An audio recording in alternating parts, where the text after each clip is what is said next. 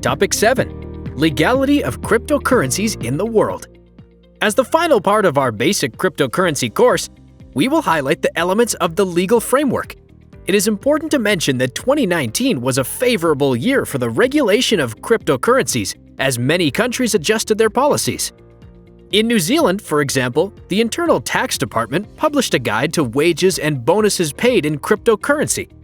This despite the fact that the government does not consider them as currencies in the legal sense. Other territories, on the other hand, totally banned them, such as Bangladesh, Iceland, India, and Taiwan. Let's see how this situation turned out in Canada.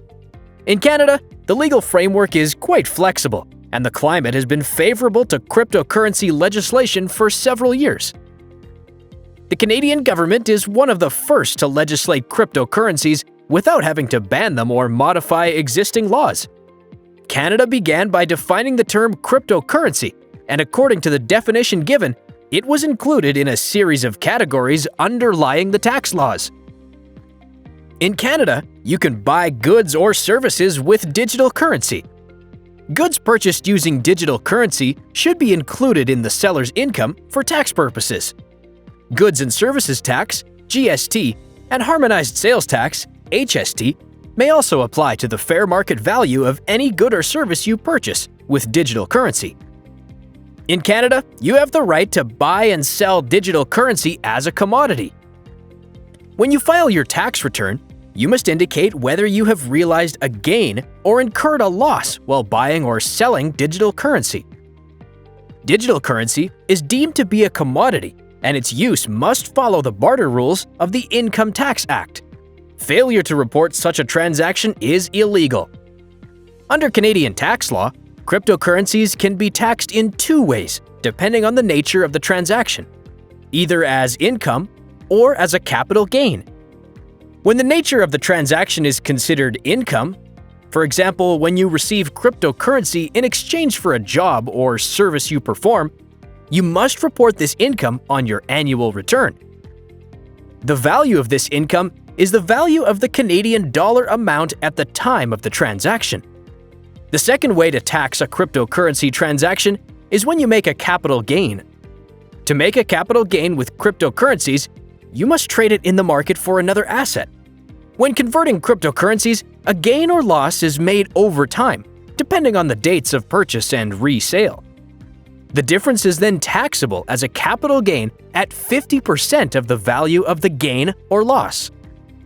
You can use digital currency to purchase goods and services on the internet and in physical stores that accept this type of currency. You can also buy and sell digital currency on open or centralized exchanges.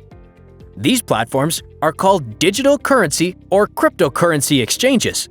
They're the equivalent of traditional exchanges, but have the advantage of being open 24/7. When in their use, cryptocurrencies are used as a medium of exchange, that is to say, as a method of payment. This type of transaction or operation is legislated according to the law on barter. Barter is the exchange of one good or service for a part of another good or service. In the case of a payment in cryptocurrencies, the operation is completely legal between individuals and companies. When a business or person collects or pays with cryptocurrencies, they're required to consider the value of the exchange in Canadian dollars at the time of the transaction. In summary, there are two ways of taxing cryptocurrencies, and both are based on the nature of the transaction. Either the transaction is considered income, or it is considered a capital gain. Alternatively, you can also think of cryptocurrencies as commodities that can be bought or sold. The result of this transaction can therefore generate losses or profits, and these are therefore subject to the Canada Tax Act. The important thing is to always report transactions when they're considered taxable income. Congratulations! We have completed the contents of the basic cryptocurrency course. This has been an initial step in the wonderful world of cryptocurrencies. I hope that your interest has increased and that you now exploit all the potential that crypto offers you in daily life. I invite you to solve the final knowledge test and download your certificate. thank you very much for choosing me as your guide for this trip.